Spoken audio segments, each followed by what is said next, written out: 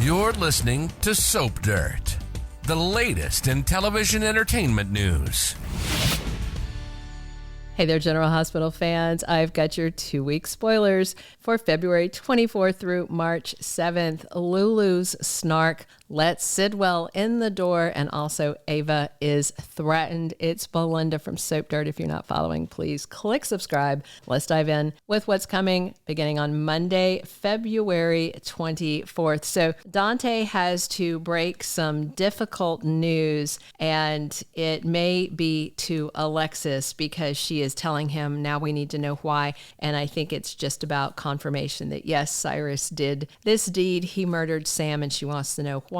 And that's not going to be a very pretty story. Anna Devane demands someone's presence down at the PCPD, and my money is on that phone call being to Jason Morgan because Cyrus's cabin is suspiciously clean and the man is missing. Kai has some things to say to his friend Quinn, you know, the one who was nasty and was blaming Trina, saying that she distracted him and that she's the reason he was injured. But Kai makes it very clear that Trina is the reason that he is holding things together right now while dealing with this injury.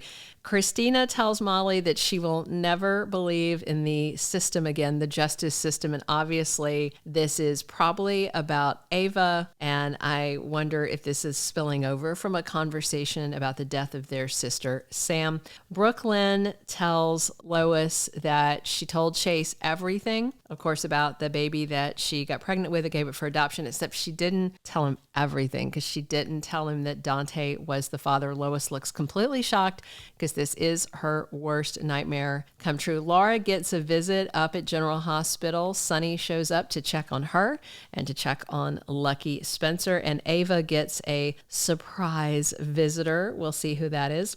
It would be surprising that it was Rick, but I do want to see more of Ava and Rick together. I ship them really hard.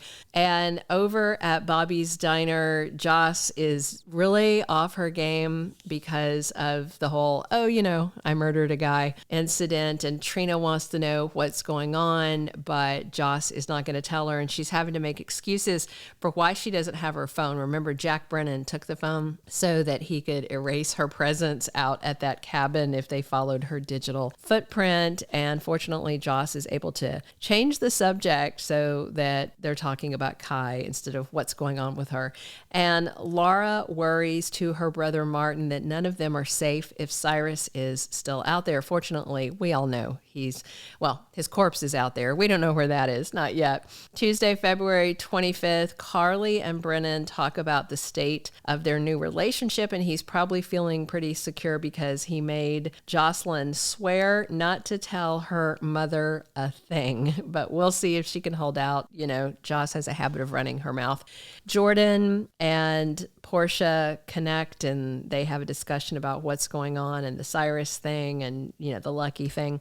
And Alexis makes a request on Tuesday and Drew is completely annoyed by Nina's presence. She shows up at his new house and I'm guessing she has a few things to say to him about him pressuring Willow to move in. And when Willow said no, he did momentarily back down, but that means nothing because, you know, over the past year when Drew would kind of get like, oh, you know, we could be together. And Willow's like, you need to back off and respect my marriage. He would back off for like 2.5 minutes and then come back. So this conversation with Drew trying to get her to move in is not over. Jason feels like the walls are closing in. It looks like he is increasingly a suspect in Cyrus's disappearance and presumed murder. Tracy makes a move against Drew. She hates him. She doesn't think he's a proper quartermaid and she doesn't want him raising Michael's kids. We'll see how that goes. Kai and Trina share a romantic moment and Carly pleads with Willow. And obviously this is something to do with Drew and Michael. And Stella surprises Curtis. Remember, he asked her to get him a meeting with her friend in DC that has some influence because he's hoping to cut Drew off at the knees, make sure he doesn't get on any committees that he could use his influence to weaponize against people he doesn't like in Port Charles. Because Drew is already planning to abuse his power. Jocelyn makes a decision that is going going to change her life forever. If she doesn't join the WSB, she's probably going to prison for shooting Cyrus, but I bet she's going to join the WSB. And Chase suggests something to Brooklyn that surprises her. On Thursday, Sonny gets a warning. Carly is shaken, and Dante gives some advice to Chase, probably about the whole Brooklyn situation. I just wonder if Chase is going to turn around and tell him, oh, by the way, BLQ got pregnant in high school, and Dante might go, I was sleeping with her in high school. Of course, that's only because they've aligned their ages. There's actually a sizable age gap between the characters that they flattened out for this retcon storyline. And Lulu is suspicious about something. Meanwhile, Trina talks to Aunt Stella about some stuff going on with her. On Friday, February 28th, Olivia pitches an idea she has to Carly, and Molly opens up to Cody. I'm kind of enjoying them. I like the Molly recast a lot more than I like the Kristina recast. It's really actually nothing. I try not to get involved with actors and their personal lives and what they say online and what they think, because that colors how I watch things. But in just terms of actor performance, Kate Mansi, who plays Kristina, is doing a good job, but I don't like the way they're writing her character. Molly, I'm enjoying both the actress and the way they're writing her character in this latest iteration, but I don't like that they have put Taj Bello on the back burner and he's off contract at TJ. I think that stinks.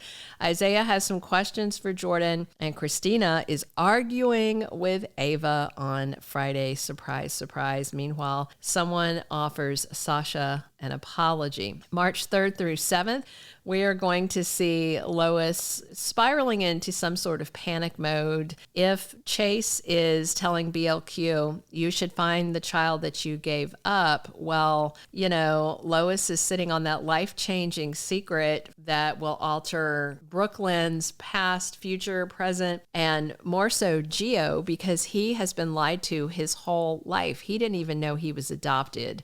And the fact that BLQ has always known her son is going to be a shocker. Kristina's aggression towards Ava accelerates. There may be some threats. Meanwhile, Kristina is hiding her anger and this vendetta mindset from her family. And the Cyrus drama has everybody distracted, and they may not realize just how bad Kristina is spinning out. Lucky's heroism raises him up in Aiden and Liz's eyes. Plus, seems like he's finally over the urge to run now that Lucky nearly lost Liz. I don't think he can stay away from her. Ava turns to Rick when Kristina's antics keep accelerating, and Lulu's dealing with a whole new rash of guilt now that she has found out that Cyrus killed Sam and why, and how it all ties back around somewhat to her and somewhat to his greater mission, but more guilt there. Jason is likely facing accusations in these 2 weeks that he did something to Cyrus, and Danny may surprise his dad Jason by saying, if you did take out Cyrus, good job, glad you did it. Anna's not going to have any hard proof on Jason, but she's also far away from realizing that Jocelyn is the real killer, and the real killer may actually bicker with Jack Brennan if Jason becomes an official suspect.